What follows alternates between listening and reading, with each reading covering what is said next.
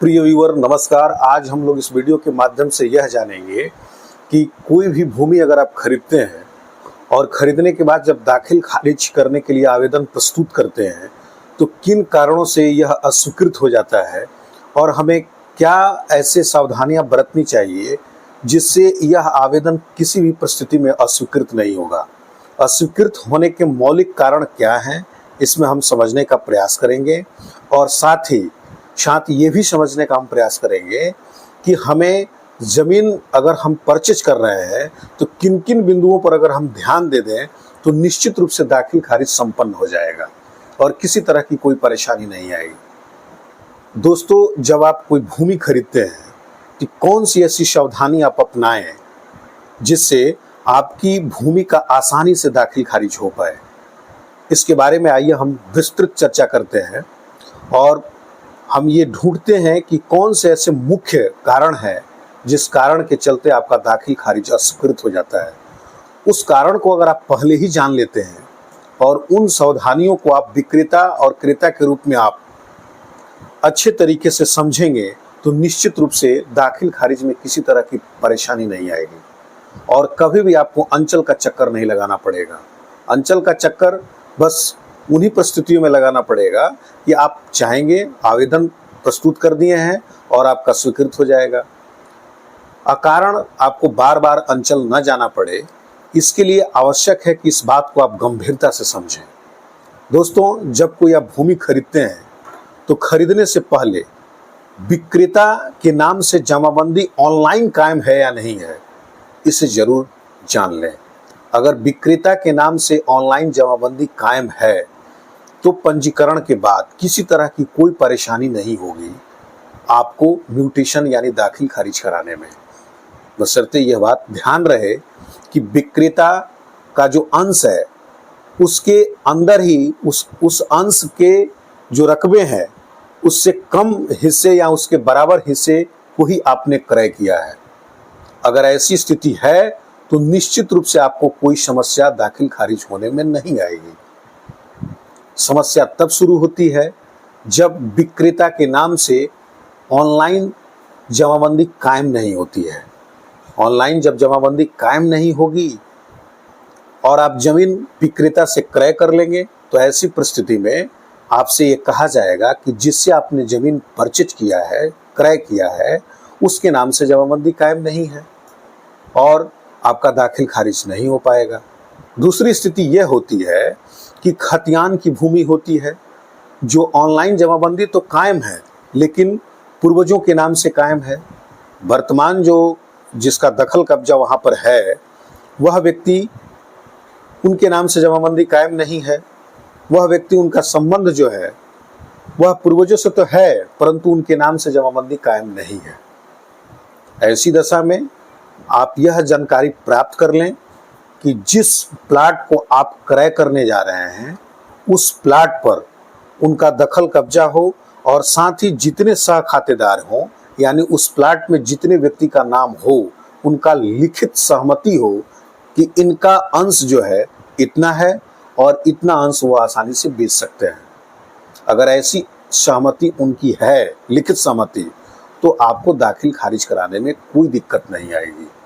अगला है कि विक्रेता के नाम से वंशावली जो है वह स्पष्ट हो, यानी कहने का तात्पर्य यहाँ पर यह है कि अगर वह ग्रामीण क्षेत्रों से निवास कर रहा हो, जहाँ आप जमीन खरीद रहे हैं और विक्रेता ग्रामीण क्षेत्र का रहने वाला हो और जमीन भी ग्रामीण क्षेत्र का हो, तो ऐसी दशा में उनकी जो वंशावली है वह ग्राम का जो सचिव होता है, ग्राम सचिव, उसके कार्यालय से वंशावली निर्गत होनी चाहिए।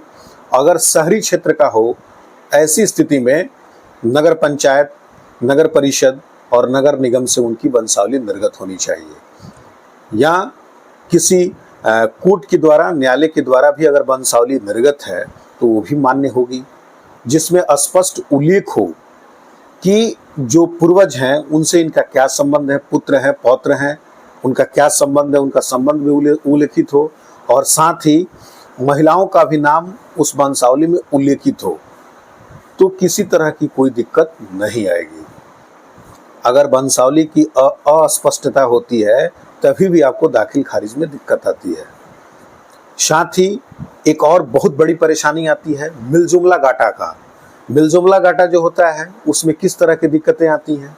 मिलजुमला गाटा होने से नक्शे में उसका तरमीम, यानी हम यूं कहें तो नक्शे में एक बड़ा जो नंबर होता है, जैसे कि मान लेते हैं कोई खसरा संख्या 1758 है और मिलजुमला गाटा होने के नाते 1758 क है, 1758 ख है, 1758 मी है, इस तरह के अन्य खसरे भी उसमें हैं, परंतु नक्शे में यानी भूचित्र में 1758 केवल उल्लेखित है।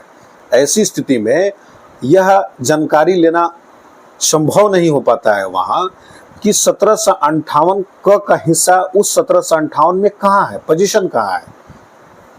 तो इस तरह के मिलजुमले गाटे अगर आप खरीदते हैं यानी क्रय करते हैं तो उसका सीमांकन हो, और उसका सीमांकन एक प्रपत्र यानी सर्टिफिकेट भी आपके पास होना चाहिए।